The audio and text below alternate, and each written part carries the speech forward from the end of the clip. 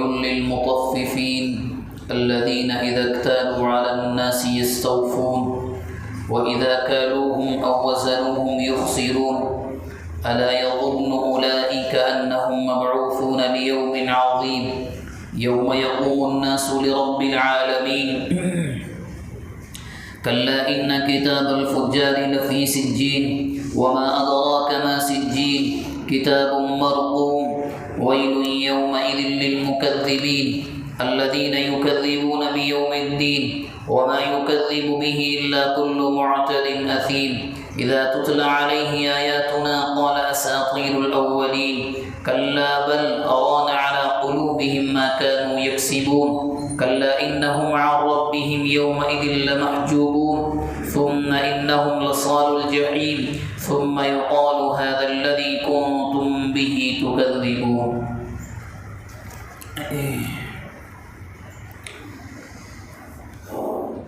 یہ سورہ مطففین کی چند آیات ہیں. یہ سورت اپنے نزول کے زمانے کے اعتبار سے مدنی صورت ہے، حالانکہ یہاں مکی لکھا ہے. دونوں طرح کی روایات اس صورت کے بارے میں ہیں.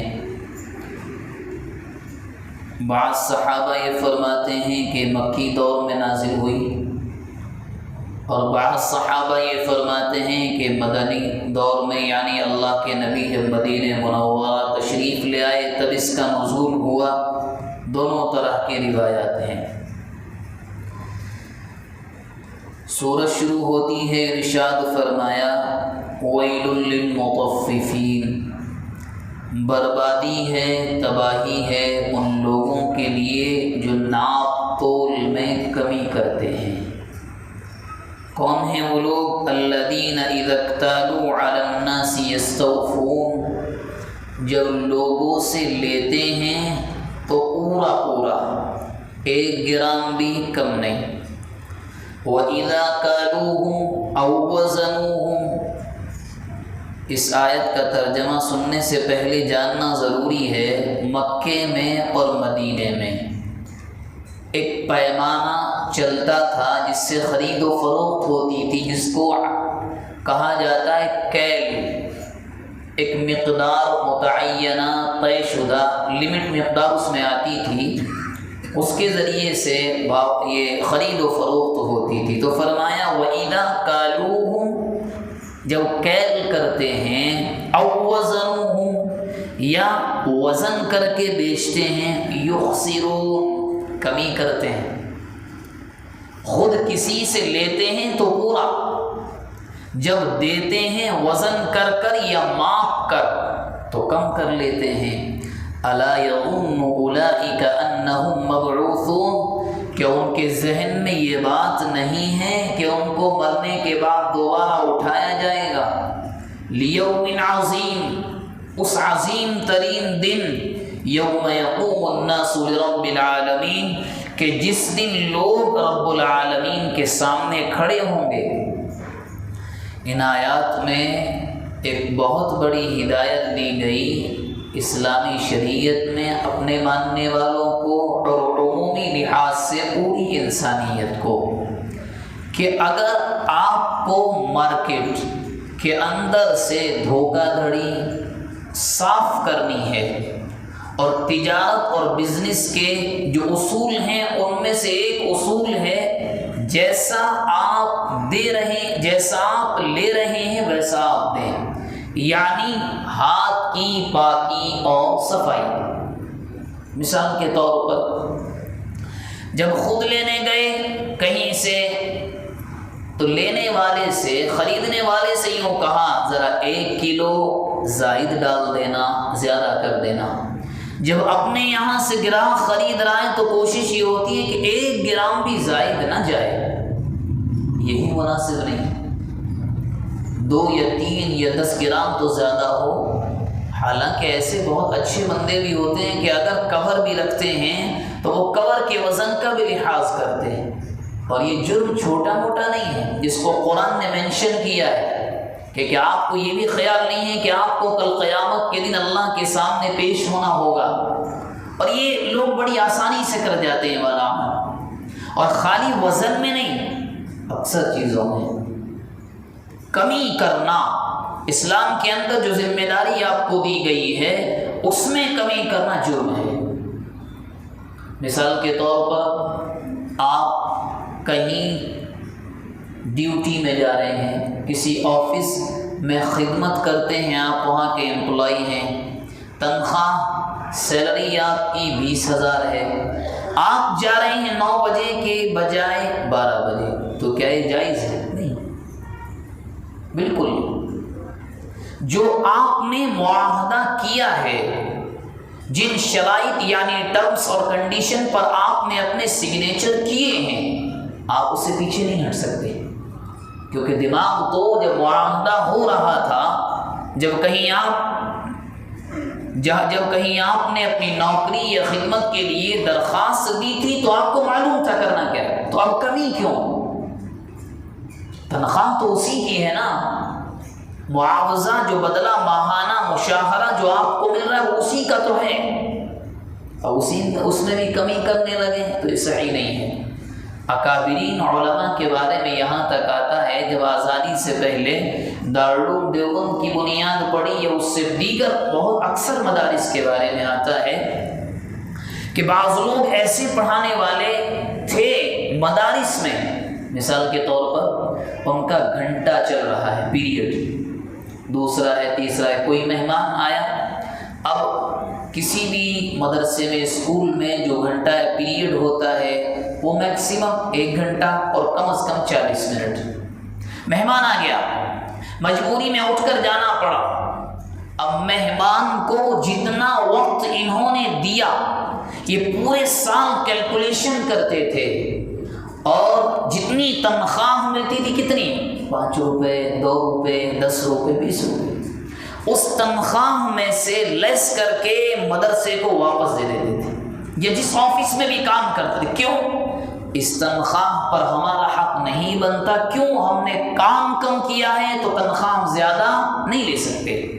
اس میں ہوں کوئی بھی جو ذمہ داری کسی کے، ایک تو 2 طرح کی نوکریاں ہوتی ہیں، ایک ہوتا ہے وقت، دوسری ذمہ داری ہوتی ہے کہ آپ کو کچھ کام ذمہ دیا گیا، اس میں یہ ہوتا ہے آپ وقت دیں یا نہ دیں مگر کام پورا چاہیے، دونوں میں بھی کمی نہیں کی جا سکتی، نمبر 1۔ دوسری بات، بعض چیزیں یہ ہیں، یہ تو حقوق العباد کا مسئلہ ہوا، حقوق اللہ کا مسئلہ بھی یہی ہے، وہاں بھی کمی نہیں کی جا سکتی، بلکہ ایک جگہ تو نبی اکرم صلی اللہ علیہ وسلم نے فرمایا کہ 5 چیزیں وہ ہیں کہ اگر اللہ کے بندے جب کمی کرنا اللہ کے جو حق ہیں شروع کر دیتے ہیں تو پھر عذاب نازل ہوتا ہے۔ نمبر 1، جب آپ شریعت کے قانون کو چھوڑ کر، آپ مجبور نہیں ہیں، آزاد ہیں، کسی اور قانون سے اپنے معاملوں کے فیصلے کراتے ہیں تو ارشاد فرمایا اللہ ان کے دشمنوں کو ان پر مسلط کر دیتا ہے۔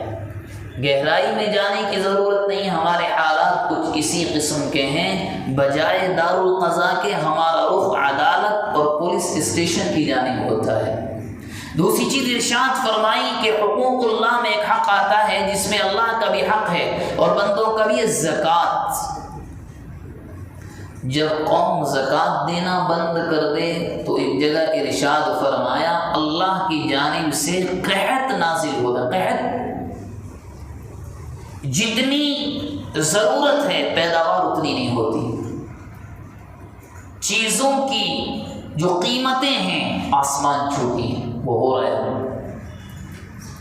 جب زکوٰۃ نہیں دی جاتی۔ اور اس کے بعد ارشاد فرمایا جب کوئی قوم زناکاری میں لگ جاتی ہے تو اللہ کی جانب سے ایسی بیماریاں آتی ہیں جن کا علاج بھی نہیں ہوتا۔ اور بھی 2 چیزیں فرمائیں، وہ ذہن میں نہیں ہے لیکن یہ بڑی اہم بات ہے، حقوق اللہ ہو یا حقوق العباد ہو، میں یا آپ تطفیف کمی نہیں کر سکتے، جتنا ہے اتنا ادا کرو۔